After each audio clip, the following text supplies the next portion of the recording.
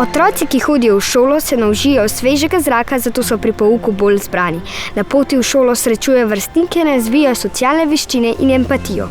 Z omogočanjem aktivne poti v šolo otrokom pomagamo pri krepitvi samostojnosti in oblikovanju dobre navade, ki jo želimo, da jo prenesejo tudi v odraslo življenje.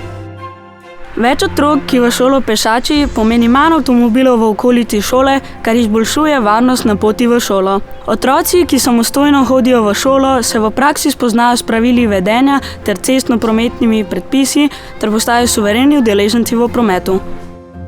Večina šol je v naselju umeščenih tako, da je otrokom na voljo možnost peš prihoda. Pomembno je, da jim starši to omogočijo z vpisom v šole v bližini doma.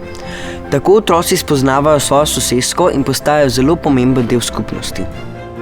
Manj kot bo avtomobilov na poti v šolo in pred njo, manj bo hrupa in izpustov, zato bo tudi zrak čistejši.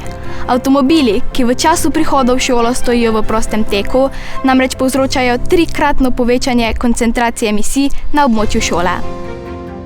Aktivna pot v šolo je pomembna za zdravje in dobro počutje otrok.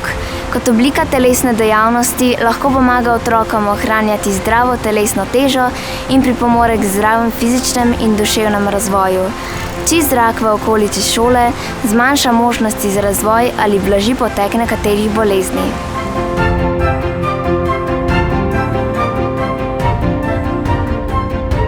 Za manj kot 2 naj avto ostane doma.